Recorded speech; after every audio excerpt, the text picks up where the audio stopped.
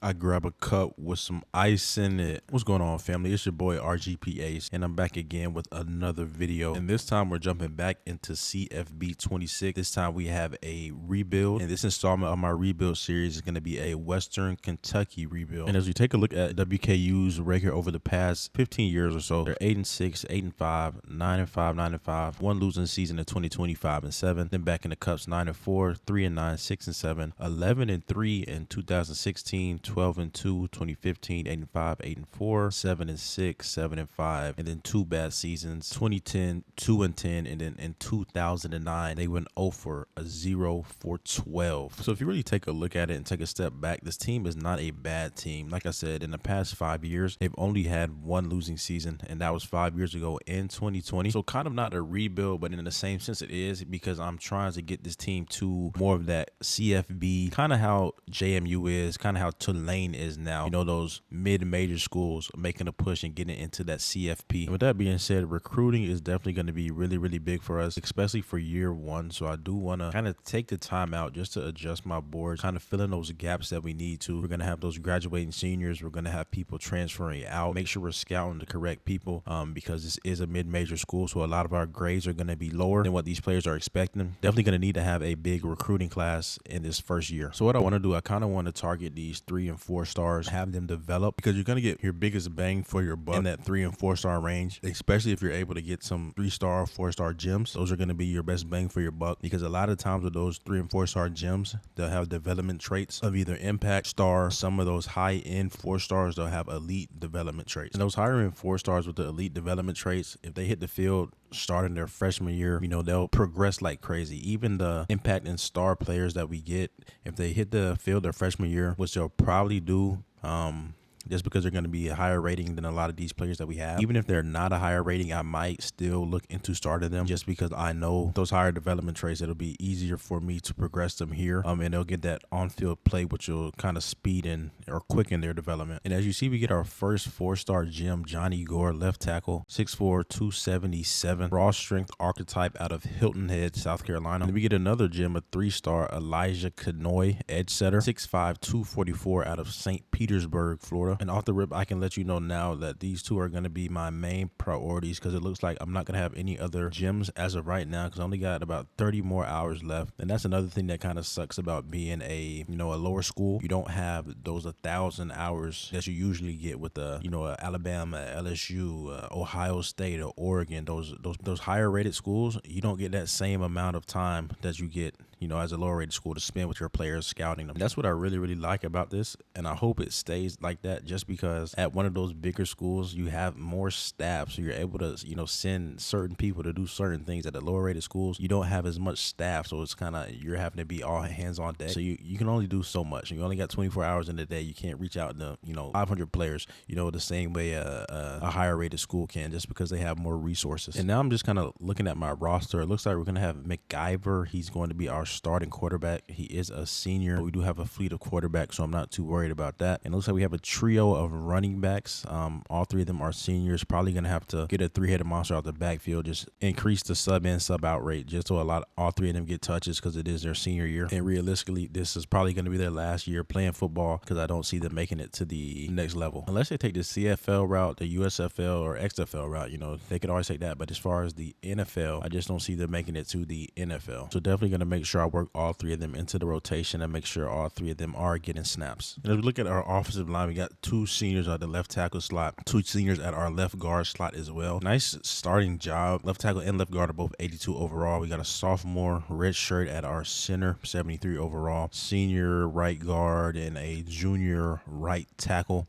Probably going to keep, the ones that are not seniors, they'll probably stay all 4 years, all 5 years. They got the red shirt, but I'm not too worried about losing any of our linemen anytime soon, other than those 2 that we have on that left side. And as we jump into the defensive side, we got a senior left edge, a sophomore right edge. He's a 80 overall, so he might be our future on the defensive side. Defensive tackles, we got a junior and a senior, both 72 overalls. Probably going to have to look into filling that void if our backups that we have, these underclassmen, can't step up and step into his shoes. And that sophomore right edge that we had is Harper Holloman, 6'2", 255 out of Atlanta, Georgia. And he only has a normal dev trait, so I'm not sure how he got up to an 80, but I'm not going to question it. I'll take it. Yeah, hopefully he can keep progressing. Hopefully he can have a good season this year and get his dev trait upgraded, to at least an impact by the start of next season. Our starting Mike linebacker is a sophomore. Starting Will linebacker is a senior, 78 overall. Then our defensive backs, we got cornerback 78, 75, 72, 71, 371 overalls. 2 of them are senior, 3 of them are seniors, so we'll be losing. No, actually 4 of them are seniors, so we'll be losing, a good bulk of our cornerback. So we might have to replace him, but we have a lot of cornerbacks on the roster. Same thing with wide receivers. We had a lot of wide receivers on our roster as well. So hopefully, I see we do have 4 that we will be losing at the end of this season, and we only have 3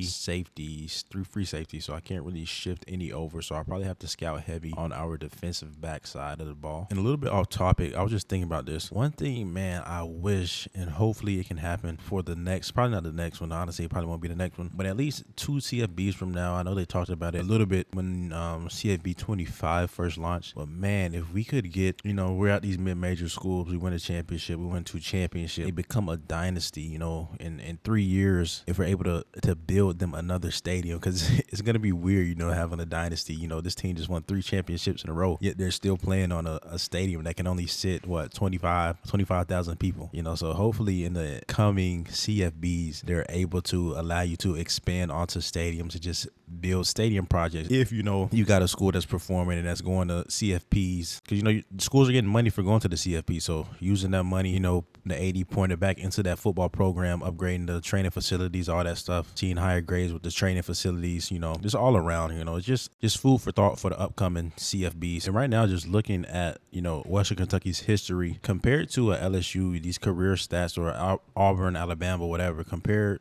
this school's career stats compared to, one of the bigger schools' career stats, these stats are a lot higher, just because here you can have a player start his freshman year, start his junior year, start his freshman year, sophomore year, junior year, senior year. He can start all 4 years and still, not go pro. Usually, if you have somebody that's starting for 3 years in the SEC and the Big Ten, they're going pro after, their junior season. They're not staying all 4 seasons, or they don't start their freshman year, or they don't start their sophomore year, but they'll start their junior or senior year. Usually, with those bigger schools, just because the amount of talent that they have that's coming in and out, you don't have players that start for 4 years, or usually start for 2 years, maybe 3 if they're lucky, but you definitely don't have a lot of players that are starting for 4 years at bigger schools. And now just taking a look at our official depth chart before we were looking at our roster. Now just looking at our depth chart, as you see, we got Maverick McIvory. He is going to be our starter coming into the season. We got George Hart is going to be our starter out of Baton Rouge, Louisiana. But like I said, we're probably going to do a 3-headed monster out of the backfield. So Hart, along with Hampton and McGill, they're probably going to see a lot of touches for us. Who knows? We might even work this sophomore Landers into the play. Only time will tell. As the season progresses, somebody might get hurt. Somebody might not be producing how they need to produce. So Landers might step into play. For our wide receivers, we got Henry. Looks like he's going to be the sole number 1. Then we got Katie Hutchinson, 5'8", 180. So he's a very, very small receiver. Then Jarius Mack, 5'11", 182. Kelby Williams, 6'3", 195. I would say we could build on him, but he's a senior. We got Barry Myers. Myers is 6'4", 188, a junior. So we have 2 years out of him that we could use. The good thing about Hutchinson, Katie Hutchinson, the number 2 receiver, is that he has a 92 speed, 94 acceleration. So we're probably going to use him in some trick plays, a lot of jet sweeps, those kind of actions. We might even have him lined up as a running back on some occasions. And as we dive into our tight ends, our starting tight end is a sophomore, followed by our number 2 tight end is going to be a senior. Honestly, probably going to run a lot of double tight end sets. Both of them should be getting a good amount of snaps, if not equal amount of snaps. I mean, probably lean more towards the sophomore just because he's younger. And like I said, I want to develop these young guys that we're going to have. So I'm not really, in a sense, I'm not really worried about the seniors that we have on our team, especially if they're not starting. The only position that I am kind of worried about our seniors is our running back position, just because our top 3 are all seniors. So, and me personally, I just like to run a heavy backfield set. So I like to run multiple backs. I don't like to just depend on one back. I like to keep them all fresh because, as you know, on this game, that wear and tear later into the season, it affects these players a lot. So the fresher you can keep your players, the better your team, the more healthy your team will be later down the stretch as we get closer to bowl season. Our right's going to be Miller Malone. He's a sophomore. Our will linebacker is going to be a senior, Breckenridge.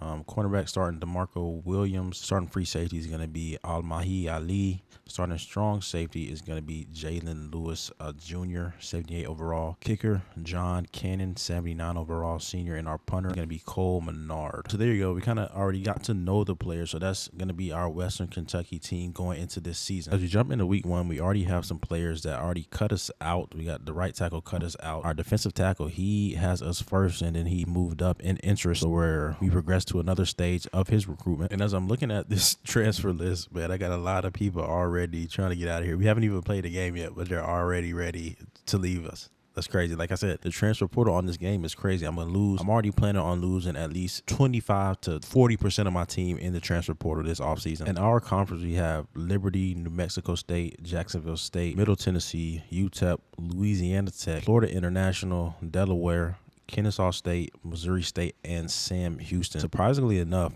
Kennesaw State, I believe they were the worst team last year in the game. But I'm trying to figure out when they became an FBS school. I think it was last year or either the year before last year, but they haven't been an FBS school for long. But I say all that to say this past season, they actually ended up winning the CUSA championship. They went 10-3 and made it into the bowl, the Myrtle Beach Bowl, I believe. So definitely a big turnaround for Kennesaw State. Like I said earlier, I'm sending the house on Gore and Kenoi. Those are the 2 gyms that I have, the only 2 gyms that I was able to find. So definitely sending the house on them, trying to do what I can to make sure they are wearing a Hilltop uniform come this time next year. I'm going to go ahead and take out the players that already crossed us out the board for whatever reason. Let's go ahead and offer a scholarship to the rest of these players. A lot of these cornerbacks, a lot of these defensive backs, because like I said, I'm going to need to be real defensive back heavy this coming season because I know I'm going to lose a lot of them in the portal or either the graduating seniors. But honestly, that's probably every position. No matter what I have on this roster, it's going to be a completely different rebrand. So I'm definitely going to need to scout at every position and recruit at every position. If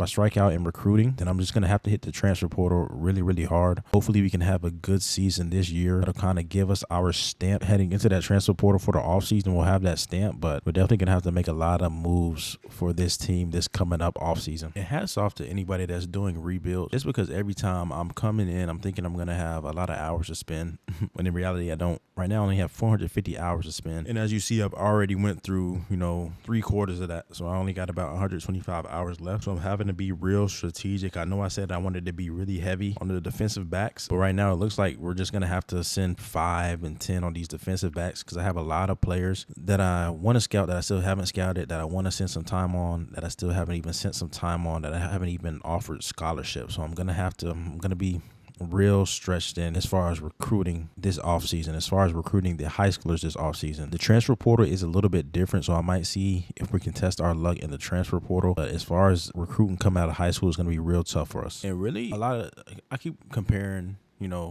Western Kentucky to a bigger school. In reality, it's not, but just, random facts. This in my head. I got a lot of random stuff going on inside my head. So I got a mic. I'm just spitting it out onto the mic. A lot of schools now, from what I'm seeing, the bigger schools, they are shifting away to getting their quarterbacks out of high school. They're more so getting their quarterbacks out of transfer portal. So quarterbacks that are on their second chance, quarterbacks that are coming from these mid-major schools that went crazy at these mid-major schools. Now they're trying to go to a P4 school, P5 school, have you be it, whatever. But they're not recruiting freshmen out of college to come as their quarterback. They already want their quarterback developed. They already want their quarterback ready to step into the light. And I get it. Like you want your quarterback there right now. You might have a team that's already ready, so you get them from another school, plug and play. But now that this NIL is in college, it's a tricky game because it's becoming kind of like the pros. Like you see what Utah's doing. Like it's kind of becoming like the pros, and I'm interested to see how this is going to shape the landscape of college sports in general. Because when you step back and look at the bigger picture, you already have coaches, right? Prestigious coaches that had runs. For example,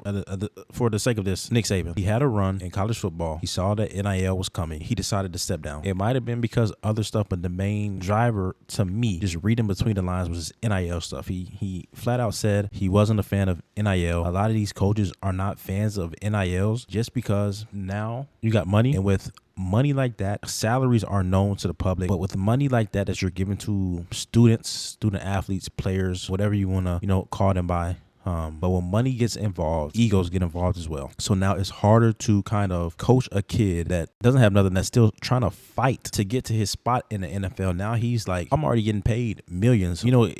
Like it gets tricky. Like I'm saying, it gets really tricky now that money's involved. This NIL stuff and this transfer portal is making it so where you can leave a school if you don't like the school. As you see, you got Dylan Raiola just hit the transfer portal. We got DJ Lagway just hit the transfer portal. So it's a lot of moving parts now that are in college football, because before, college sports in general, because before you hit the transfer portal, you had to, sit out and wait a year, whatever. But like, it's just greedy and like it can get really ugly if it doesn't get wrapped up really soon, because right now you got coaches leaving teams in the middle of the season before their season's over, going to the next season, taking away coaches from that program as well. Some of the assistant coaches went back to Ole Miss to coach, but that team is in the college football playoffs and their coach just left and went to a whole different school. You see what I'm saying? Like, it gets really, really tricky. Like, college sports is tricky. They're trying to make it like, professional sports, but I think it needs to be a fine line between college sports and pro sports. And it's going to open up different doors on how coaches are talking to their players, because now they know, now the players have a salary. Before, the players didn't have a salary. The players weren't getting paid unless they were getting paid under the table by the boosters, whatever. Allegedly, that's what some schools are doing. It's all alleged. I never got paid by a booster, so I don't know. But now coaches they're going to see a number tied to that player. For example, I have a player who's getting paid $3 million a year in NIL, but you're not producing. Why are you not producing? So now that conversation is going to go from more of a coaching to more of a belittling, right? And I don't even want to say the word belittling, but like I said, now that you have money involved, expectations are going to be higher, right? You had stars that were involved. You had 5 stars, whatever, before, so you kind of held 5 stars higher than you held 3 stars, 2 stars, 4 stars, whatever. But now it's a dollar figure attached to that. And now it's not about X's and O's. It's about Jimmy's and Joe's now. It's about money. You have money involved. Anytime you have money involved and stuff, like I said, it brings out any ugliness that you thought was in there. Money is going to bring all of that out, and it's going to come all full circle. But like I said, I'm all for the players getting paid. Don't get me wrong. I'm a fan of the players getting paid. I just don't know how that will look for the collegiate ranks going forward. Like I said, the collegiate ranks can get very, very tricky, because at the same time, most of these players are not going to make it to the professional level. Most of these players are going to end up graduating and having to get regular jobs, this and that, whatever. So it's tough. They're not pros. They're still college athletes at the end of the day. So we still have to look at it like that. They're literally college students, and that's starting to get lost in translation here. And hopping in right now, we got our first game of the season against Sam Houston. A little bit different here. So we're opening up the season in conference play. So it's going to be a really, really big game for us to start off the season. And we're at home, so we're going to have that home field advantage, but definitely cannot get off to a slow start here in Western Kentucky. Got to make sure all our I's are dotted and all our T's are crossed, because like I said, conference play to start off the season, one loss in this conference, it could be the difference between us getting into that championship game and then us being at home, not even making a bowl game this season. So definitely want to make sure we put our best foot forward right now going up against the Bearcats. And how good is it, man, to have your first career game at your home stadium? You see the fans going crazy, the crowd is going nuts. You see that black and red in the end zone, man. Black and red is my favorite color. You can just imagine how these jerseys we have are going to do for us, but it just looks so amazing right now. You see Hunter Watson, the quarterback for the Bearcats, 6'3", 210 out of Salina, Texas. And man, this is what it's all about, man. The first game of the season, first snap of my CFB coaching career here at Western Kentucky University. This is going to be a memorable one right here. And as we see, the quarterback rolls out and he gets a nice pass going for about a 22-yard gain in the air. So first play of my coaching career definitely did not go as well as I thought it would. I'm definitely going to be one to hopefully forget about soon. 22 yards through the air is definitely getting off to the wrong track. But I will say, me as a head coach, I'm more of a offensive minded head coach, not really a defensive guru. I am definitely an offensive guru, X's and O's type of coach. And they go with the QB option. We cut out on that outside. We get the fumble recovery. Number 17 looks like he's going to take it all the way to the house. Can't stop him. So definitely the first play of my coaching career might have been a bad play, but the first drive as a whole was definitely one for the books. First drive of my coaching career here at WKU, we ended up getting a fumble recovery returned for a touchdown. So we scored a touchdown on my first defensive possession. Not my first offensive, but yes, first defensive possession. And I don't know, I guess that might be a turning point for me, because like I just said, I'm not really good at defense. But now coming to WKU, having to do a rebuild, having to focus on different things, I might just put an emphasis on defense and just because the offense is going to be there regardless. So the least points that I give up obviously is going to be best for us. I might try to switch my focus now over to the defensive side of the ball now that I'm here at WKU. And as I say that, okay, so I spoke too soon. We gave up a huge run. So let's not focus on defense. Let's continue to focus on offense. Let's see what we look like when we get our offense on the field. I don't know, man. It's just something about these red and black jerseys. Like these red and black jerseys are doing it for me. They're it. And our running back gets a nice gain on his first play of the season. So they answered with a big run. We answered with a big run. Not as big, but still a nice run to start off the season. McIver's Mavericks first throw of the season is a throw to the running back out the backfield. Nice spin move right there. Goes for a first down. So like I wanna see what Maverick's about. Like I like his name. He has a star power. I want to see if we are able to build him, because I did the Georgia State rebuild last year and I was more so focused on our running backs being dual threats. And now you kind of see that in football. That's where the league is going, because everybody's running that shell high. So it's opening up more space for the running backs to go on big plays on the ground and then also come out of the backfield for catches. That was my focus for Georgia State. Here, I kind of want to get my focus back on the quarterback. And as I say, I want to get my focus back on the quarterback. Corey Landers takes the ball into the house for the first touchdown of the season. I kind of want to keep a tracker on it, how many rushing touchdowns versus how many passing touchdowns that we have. There is rushing touchdown number 1 on the season compared to passing touchdown 0. And I kind of want to keep a tally just because this season for the Hilltoppers, McIver had 21 passing touchdowns while the rushing core had 20 rushing touchdowns. Kind of neck and neck, but let's see if we can try to push McIver to have at least 10 more passing touchdowns than the rushing core can have rushing touchdowns. So I'm aiming for 10 more passing touchdowns than rushing touchdowns. So I'm not going to try to minimize, the amount of runs that we're doing. I'm still going to run the ball and I'm not going to force it. I'm going to try to get it within the flow of the game just naturally. So I'm naturally just going to run more run plays, going to lean more towards that air raid type offense, that Texas Tech type of offense. And who knows, McIver might have an amazing season right here. By the way, side note, passing touchdown 1, rushing touchdown 1. But McIver might have a amazing season this season, and who knows, he might end up getting, he might be a late round pick in the NFL draft. That's one thing,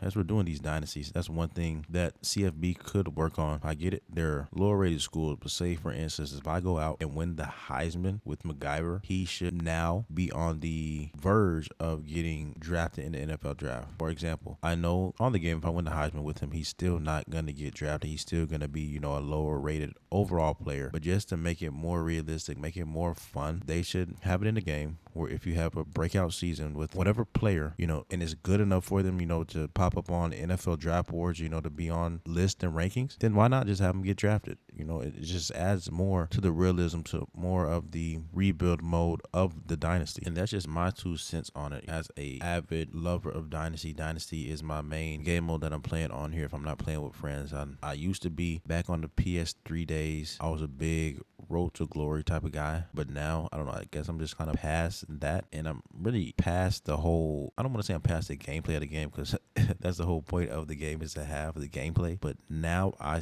like to spend most of my time doing the recruiting, making those pitches and just getting new talent brought into the schools. I mean, I still get a kick out of the actual gameplay, but I really, really like the recruiting aspect of the dynasty modes, and the dynasty mode is the perfect mix of gameplay, and kind of that off of the field work. And there we go. We have a user alert interception by Anthony Brackenridge. And I don't know, that's 2 turnovers that we forced on defense. We kind of need something to get going on defense. We got that, morale booster for offense. We got the rushing touchdowns versus the passing touchdowns. And look at them throwing up that W. But for the defensive end, we're going to need something. So I'm thinking it might be geared kind of towards the turnovers that we force. I don't know. You guys have to let me in the comments. But what I'm thinking is doing forced fumbles and sacks versus interceptions. And I think I know which one to win for sure, but we might do it, we might not. We might have to switch, because I think I'm really, really good at one of them. So it might have to be forced fumbles and interceptions versus sacks. I mean, it kind of plays 2 opposing forces against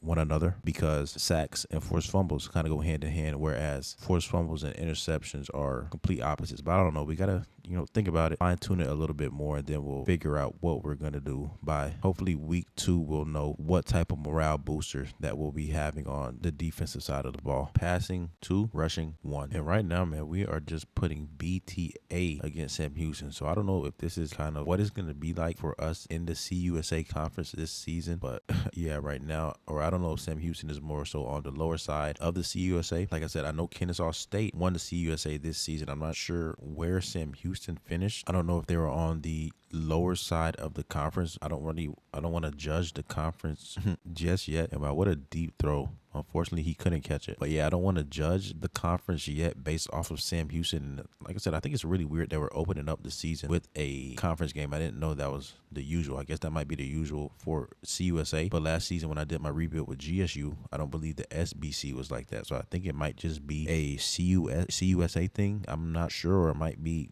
just a Sam Houston and WKU type of thing. But we'll find out next year. We'll see if we got another season opener that is a conference game. Yeah, Sam Houston is not putting up too much of a fight right now. Like, we're doing pretty well. We're up 38-10 now that we're here in the fourth quarter. Rushing touchdowns 2, passing touchdowns 2. Y'all thought I forgot. Y'all didn't say anything in the comments. Y'all didn't let me know that I forgot to do it. My counter, I got it. It might be a little late, but I still got it. Side note, the lighting adjustment on this game is phenomenal, and also the entrances on certain schools is really, really phenomenal. For instance, I know the biggest one that people know now is the Sandman entrance for Virginia Tech. And honestly, that was one of my schools that I wanted to do a rebuild with, especially now that they got the Penn State head coach over there. Well, I wanted to do it before they had the Penn State coach over there, but I don't know, just a power school like that, I kind of want to do my rebuilds more tailored for smaller schools, like schools in the SBC, schools in the CUSA, schools in small conferences that are trying to make a push now to get those CFP playoff berths in now that they retailored the entire process for the playoff committee. And we get another interception on the game. Now the quarterback for Sam Houston, I don't know if he's faking an injury or if he's actually hurt.